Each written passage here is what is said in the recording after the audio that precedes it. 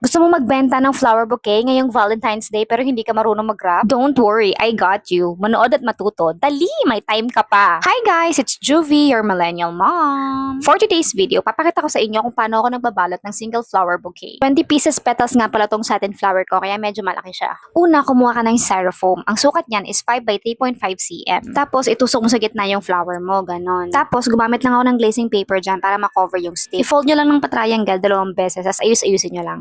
Tapos, i-tape nyo na siya dun sa styrofoam. Next naman is itong kalahati ng paper wrapper. Hinati ko lang din siya ulit sa 3. Tapos, yung isa dun, hinati ko sa gitna, patayo, parang ganyan. Para yan sa magkabilang side ng bouquet, ganon. Tapos, yung isa naman, hinati ko pa ulit sa 3 na parang ganyan. At dahil 4 yung kailangan natin na ganyan ng sukat, kumuha pa ako ng extra. So, bale, ang nagamit na papel ay isang half sheet and then isang maliit na ganyan ng sukat.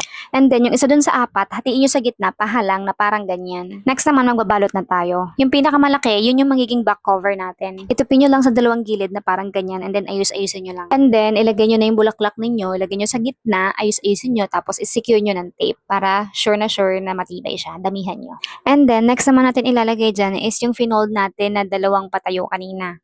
Lalagyan natin yan sa magkabilang gilid. I-secure nyo lang ng tape. Ang ginagawa ko, pagkalagay ko ng isang side, lalagyan ko ng tape and then pagkatapos, i-wrap around ko ng isang mahabang tape para sure na matibay siya at hindi na siya gagalaw. And then, next naman yung bandang baba. Dito natin ilalagay yung pinakamaliit na sheet ng wrapper natin, yung hinati natin ng pahalang kanina. And then, same process lang, secure nyo lang ng tape. Next naman is yung front part ng bouquet natin. Dito natin ilalagay yung huling 3 piraso ng bouquet wrapper natin. Ang fold na ginagawa ko dyan is paslant na fold sa harap and paslant na fold palikod, ganon. At dahil 3 piraso yan, ilalagay natin yan sa magkabilang gilid sa baba and then yung pinakagitna sa front. Ganito yung slower version ng pagkakatupi ko dyan para makita ninyo. And then, ayusin nyo lang at i-secure nyo ng tape. Huwag nga pala kayong matakot if nayuyukot yung mga papel ninyo kasi yun talaga yung point nun. Dapat talaga mayukot siya. And then, huwag kayong mabother sa mga lumalabas sa tape dyan kasi tatakpan natin ng ribbon yan. Gumamit ako ng 1/2 inch ribbon dyan at ang haba ay 15 cm. Nilagyan ko ng double-sided tape mong magkabilang dulo and then nirap around ko dyan sa bouquet para matakpan yung scotch tape. And para naman sa ating bow, nagsukat ako ng 35 cm na ribbon and then nirap around ko muna dyan sa bouquet tsaka ako gumawa ng bow. Ayusin nyo lang and then optional, pwede nyo gupitin yung ribbon na parang ganyan and then yung pinakadulo ng bouquet ninyo.